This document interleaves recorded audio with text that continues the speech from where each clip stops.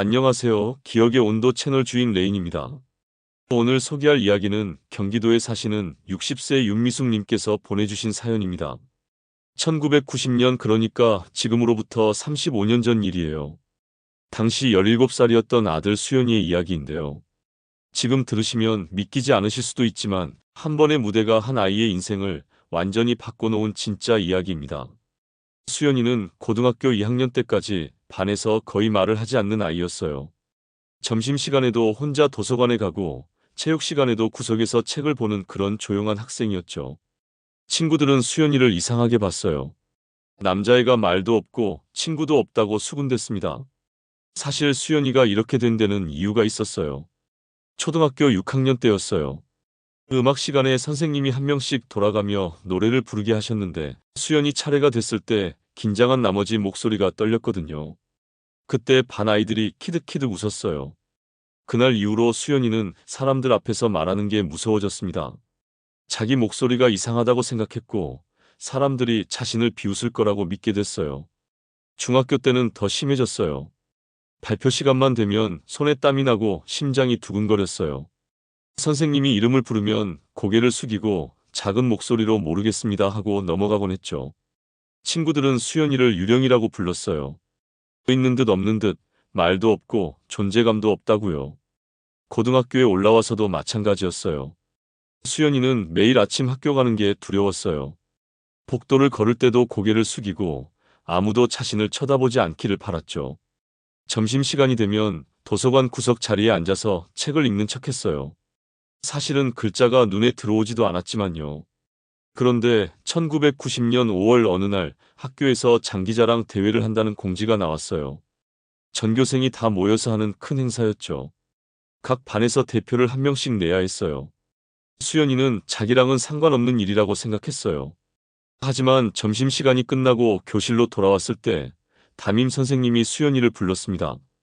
수연아, 너 교무실 좀 다녀와. 교장 선생님이 부르신다. 수연이는 가슴이 철렁했어요. 무슨 일이지? 뭘 잘못했나? 머릿속이 복잡했습니다. 교무실 문을 열고 들어가니 교장 선생님이 책상에 앉아 계셨어요.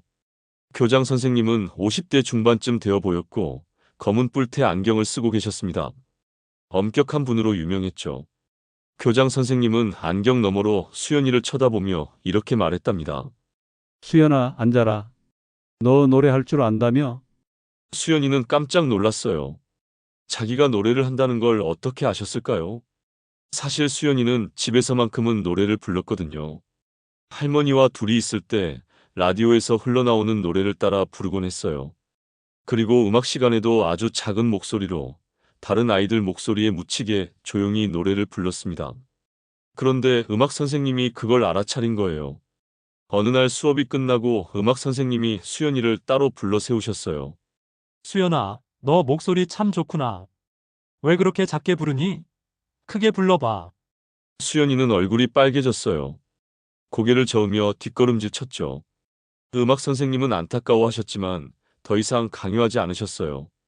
대신 교장 선생님께 이야기를 전하셨던 거예요. 교장 선생님은 말을 이었어요. 음악 선생님이 네 이야기를 하시더구나. 목소리가 맑고 음정도 정확하다고. 이번 장기자랑 대회에 네가 나가면 어떻겠니? 수연이는 고개를 세차게 저었습니다. 저는 무대에 서본 적이 없어요. 무서워요. 저 못해요. 교장 선생님은 한숨을 쉬셨어요. 그리고 창밖을 바라보며 말씀하셨습니다. 나도 너 같았어. 학창 시절에 말이야. 사람들 앞에 서는 게 너무 무서웠지. 그래서 평생 구석에만 숨어 있었어. 그런데 있잖아, 수연아. 지금 내가 후회하는 건 그때 한 번이라도 용기를 내지 못했다는 거야. 교장 선생님은 수연이를 다시 쳐다보셨어요. 두려움은 내가 만드는 거야. 내 머릿속에만 있는 괴물이지. 한번 해봐.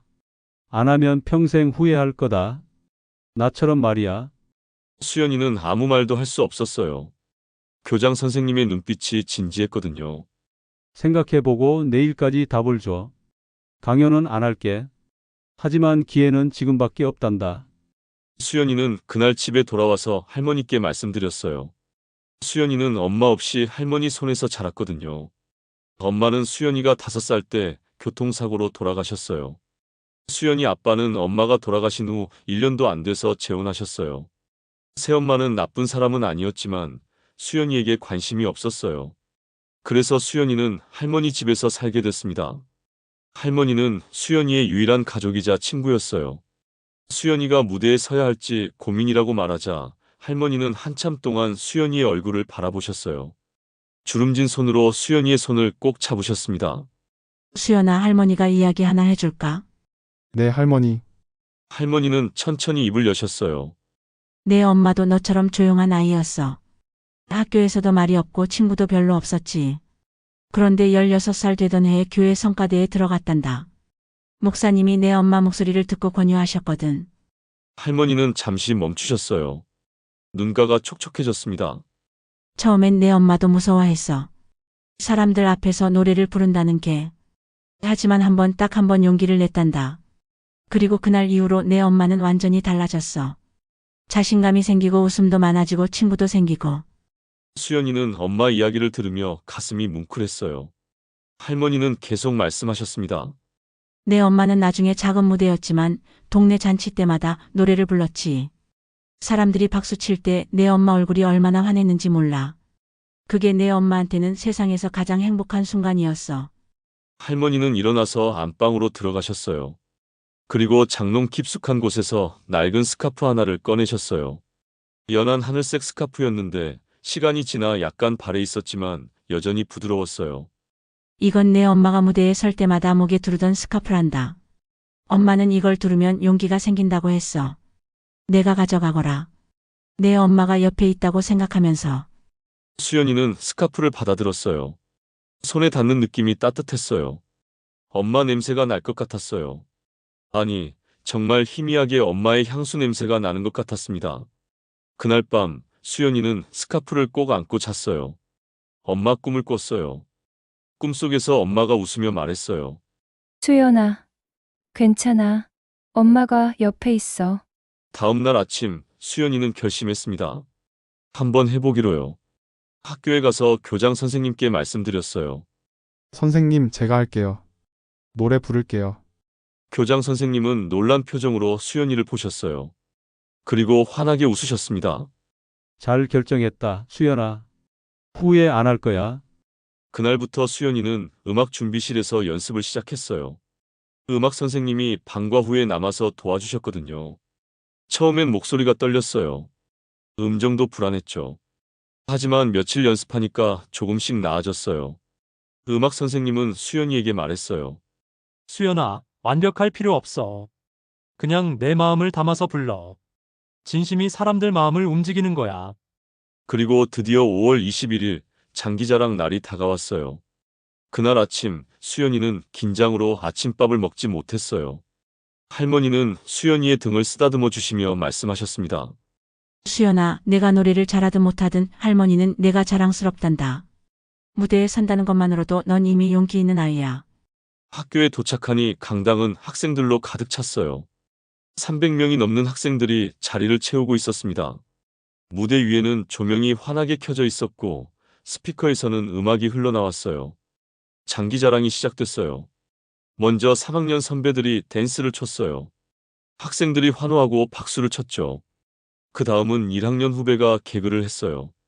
재미있지는 않았지만 분위기는 화기애애했습니다. 그리고 드디어 수연이의 순서가 다가왔어요.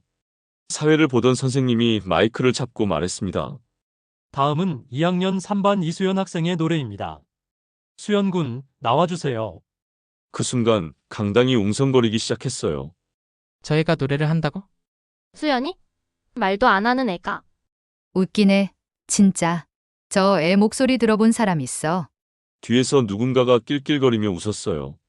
수연이는 무대 뒤에서 다리가 후들거렸어요. 손바닥에 땀이 났고 심장이 터질 것 같았습니다. 귀에서 윙윙거리는 소리가 났어요. 안 돼. 나 못해. 도망가야 해.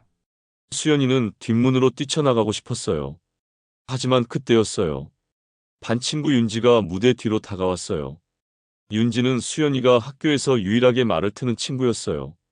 도서관에서 같은 책을 보다가 자연스럽게 친해진 사이였죠. 윤지가 수연이 어깨를 톡 쳤어요.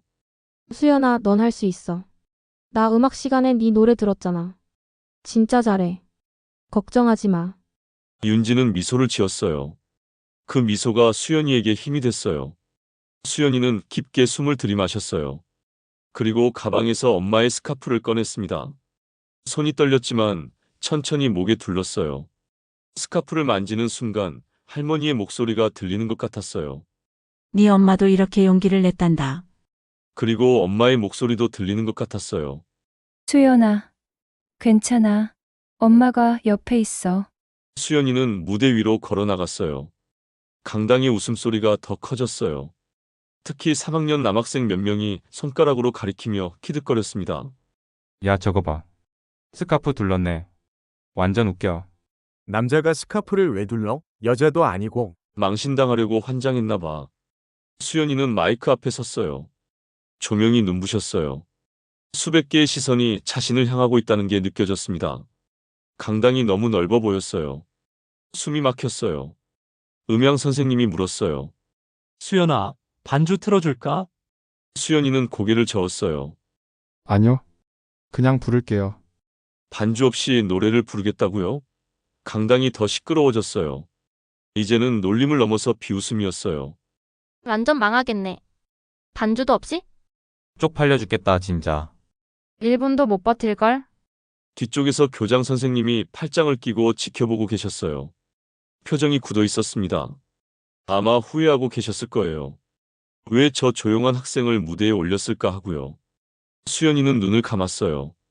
그리고 스카프를 살짝 만졌습니다. 부드러운 촉감이 느껴졌어요. 엄마가 옆에 있는 것 같았어요. 그리고 노래를 시작했어요. 첫 음이 나오는 순간 강당이 조용해졌어요. 수연이의 목소리는 맑았어요. 깨끗하고 떨리지만 진심이 담겨 있었습니다. 반주가 없어서 더 또렷하게 들렸어요. 마치 텅 빈 성당에서 울리는 기도 소리 같았어요.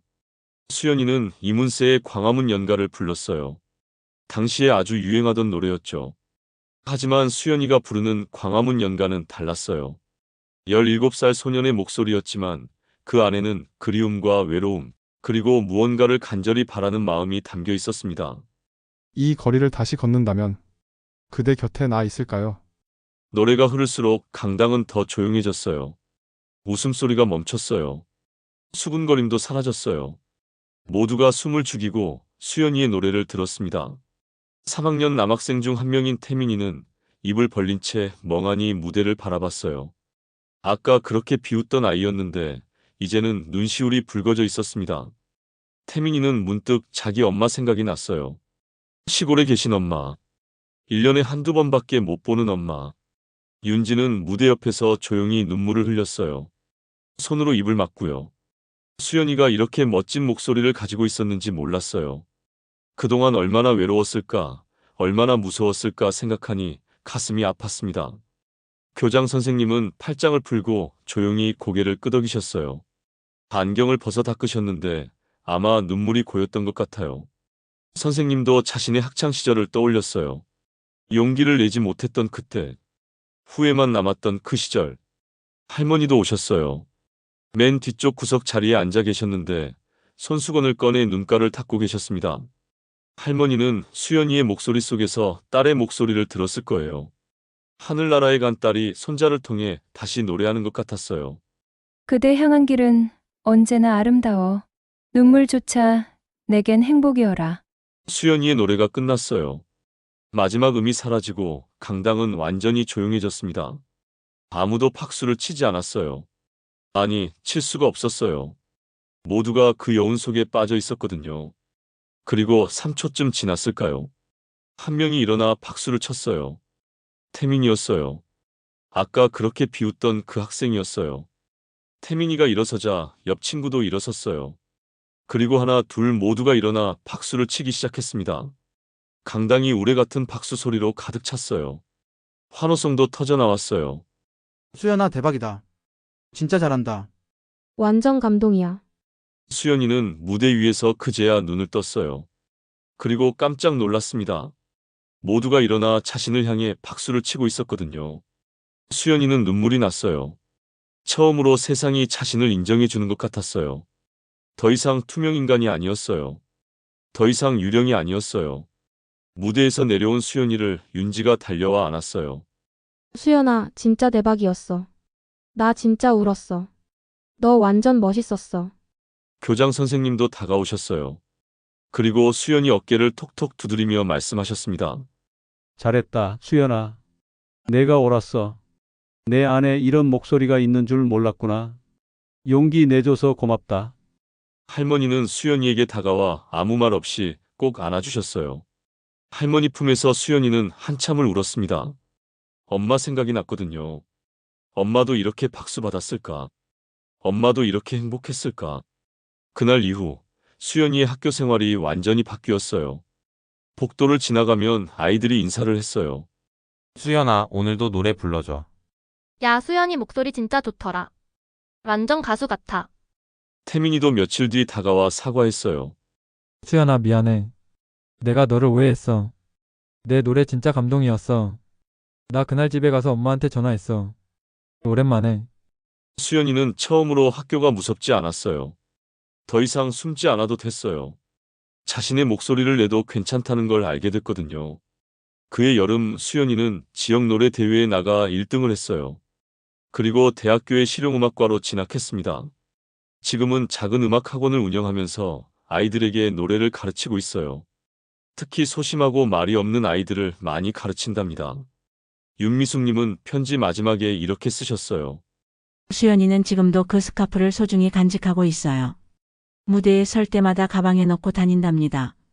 그 스카프가 엄마의 사랑이자 용기의 상징이라고 하더라고요. 그날 무대가 아니었다면 수연이는 평생 자기 목소리를 감추고 살았을 거예요. 한 번의 용기가 하나의 인생을 바꿨어요. 지금 수연이는 자기처럼 두려움에 떨고 있는 아이들에게 용기를 주는 선생님이 됐답니다. 여러분, 이 이야기를 들으시면서 무슨 생각이 드셨나요? 우리는 살면서 수많은 두려움과 마주합니다. 사람들의 시선이 무섭고 실패가 두렵고 비웃음이 무서워서 우리는 자주 숨어요. 진짜 목소리를 내지 못하고 진짜 모습을 보여주지 못하죠. 하지만 수연이의 이야기가 우리에게 알려주는 건 이거예요. 진짜 목소리는 완벽함에서 나오는 게 아니에요. 진심에서 나와요. 떨려도 괜찮아요. 실수해도 괜찮아요. 중요한 건 용기를 내서 한 발짝 내딛는 거예요. 그 한 발짝이 여러분의 인생을 바꿀 수 있어요. 수연이에게는 엄마의 스카프가 용기의 상징이었어요. 여러분에게도 분명 그런 게 있을 거예요. 누군가의 따뜻한 말 한마디, 소중한 물건, 또는 잊지 못할 추억. 그걸 떠올리세요. 그리고 용기를 내보세요. 세상은 여러분이 생각하는 것보다 훨씬 더 따뜻해요. 진심을 알아봐주는 사람들이 분명히 있어요. 오늘도 숨어 계신 분들, 목소리를 내지 못하고 계신 분들께 이 이야기를 전해드리고 싶었어요. 여러분은 충분히 가치 있는 사람이에요. 여러분 안에도 아름다운 목소리가 있어요. 그 목소리를 세상에 들려주세요. 구독과 좋아요 해주시고 공감하신다면 이거랑 비슷한 에피소드 있으면 댓글로 풀어주세요. 오늘도 따뜻한 하루 보내세요. 감사합니다.